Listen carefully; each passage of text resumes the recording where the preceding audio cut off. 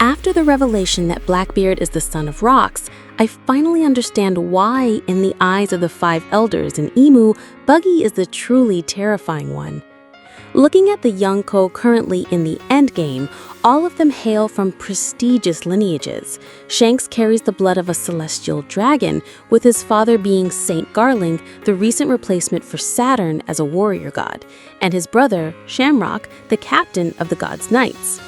Luffy comes from the Monkey D family, with his grandfather being the marine legend Garp, and his father the supreme commander of the Revolutionary Army.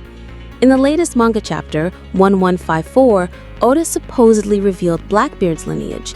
His father is none other than the infamous King of the World, Rox D. Zebek, a man who once made the entire world tremble and forced Roger to team up with Garp just to defeat him. Among them, only Buggy comes from humble beginnings. He was an orphan, in fact. This context makes his achievements all the more remarkable. The more grandiose the backgrounds of the other Titans, the more we should admire Buggy.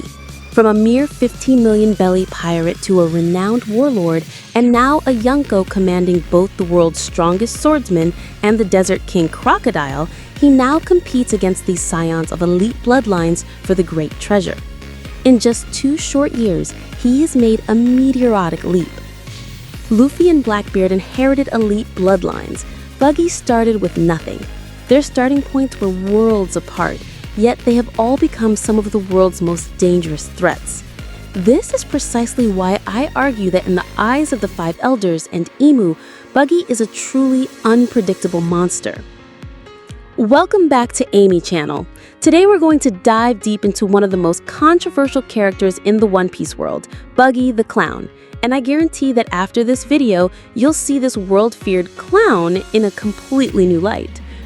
Some fans claim Buggy only rose to the rank of Yonko through sheer luck, but no one achieves such success by chance alone.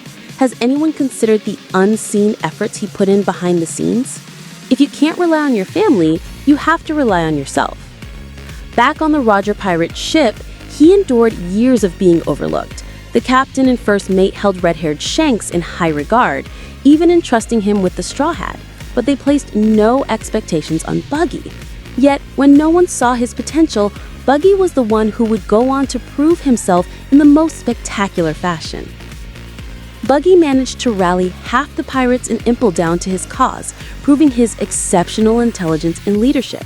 He dared to challenge the world's strongest man, Whitebeard, and stood unafraid before the threat of Mihawk, proving he has courage in spades. He dares to vie for the title of Pirate King against Admiral and Yonko-level powerhouses, proving he has no small ambition. A humble background is nothing to be ashamed of. A truly capable person knows when to advance and when to retreat.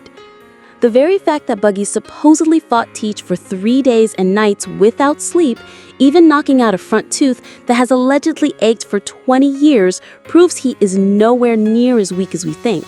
This just goes to show Buggy is far from weak. At the very least, nobody dares to read his name backward. But that's just the tip of the iceberg.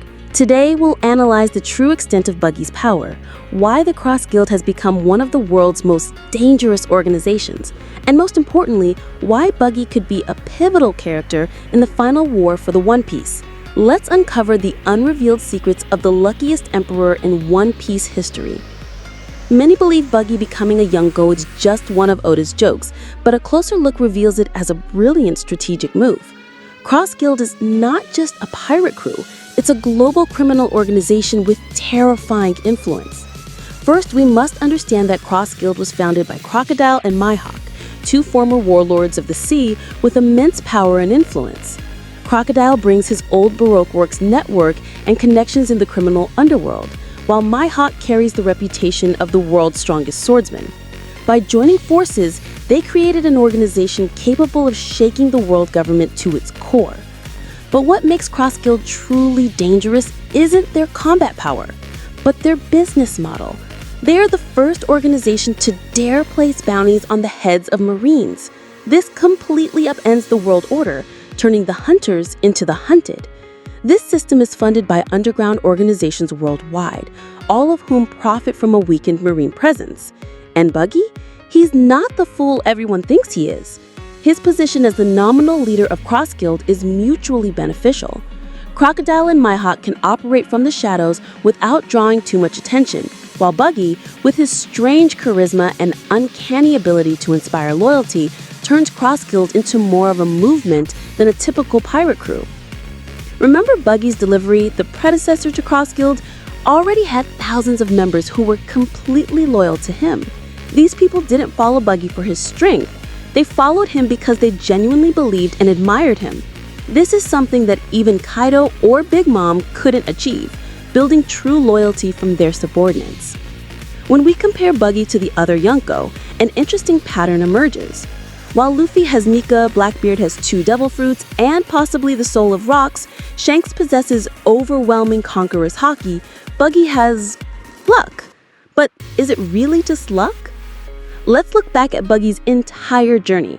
From accidentally eating the Chop Chop fruit, to becoming a hero during the Impel Down breakout, to being invited to become a warlord of the sea, and now a Yonko, it all seems like a series of fortunate accidents.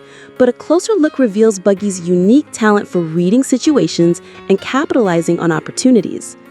During the war at Marineford, while everyone else was lost in the heat of battle, Buggy was the only one who thought to broadcast the events live. He understood that in this era, image and reputation are as important as raw power. That's not luck, that's strategic vision. Buggy's recent declaration to go after the One Piece wasn't an impulsive decision either. He understood that to maintain his Yonko status and keep Cross Guild united, they needed a common goal. And what greater goal is there than the One Piece? What's fascinating is the reaction from Crocodile and Mihawk. Although they were initially furious, they eventually had to admit that to compete with the other Yonko, Cross Guild needed an ambition to match. Buggy, once again, had accidentally or intentionally pushed his organization to a new level. Looking at the bigger picture of One Piece right now, Buggy is in truly unique position. He is the only current Yonko besides Shanks who was on the Roger ship, yet he never made it to Loft Tail because he fell ill. This gives Buggy a distinct motivation. Unlike Luffy, who seeks freedom, Blackbeard, who craves world domination, or Shanks, who has his own mysterious mission, Buggy's desire for the One Piece might stem from a simple wish to finish what he was forced to abandon in his youth. Furthermore, with its marine bounty system, Cross Guild is directly challenging the world government. While Luffy and the Revolutionary Army attack on the ideological front of freedom, Cross Guild attacks the very foundation of the government's power, its monopoly on legitimate violence. There's a fun theory that Buggy might actually be the one to find the One Piece, not through strength, but through sheer coincidence. Imagine a scenario where all the other Yonko are fighting to the death for the treasure, and Buggy just accidentally stumbles into the right place and becomes the Pirate King. It sounds ridiculous, but it would be perfectly in line with Oda's style. Let's return to the core question. Why, in the eyes of the world's highest authorities, is Buggy so terrifying?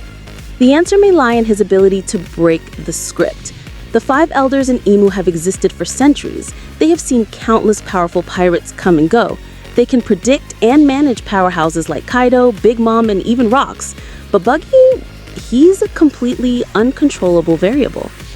Buggy follows no logic. He's weak, yet he's revered. He's a coward, yet he dares to challenge the world. He has no grand plan, yet everything seems to work out in his favor. For a system built on control and predictability like the world government, Buggy is the ultimate nightmare. Furthermore, Buggy represents what the world government fears most: uncontrollable chaos. When a clown can become a Yonko, when the bounty system is turned on its head, and when the world order is challenged not by overwhelming power, but sheer randomness, that is when their 800-year foundation of power begins to crumble. So we've explored the deepest facets of Buggy, from a seemingly useless clown to one of the greatest threats to the world order. Will Buggy actually become the Pirate King? Is his luck a special kind of power we haven't yet understood? And most importantly, what role will he play in the final war? Let me know your thoughts in the comments below. I'm eager to hear what you think about this lucky Yonko. If you found this video interesting and it gave you a new perspective on One Piece, don't forget to like, share, and subscribe to Amy channel, and hit that notification bell so you don't miss our next deep dive. Thanks for watching, and I'll see you in the next video.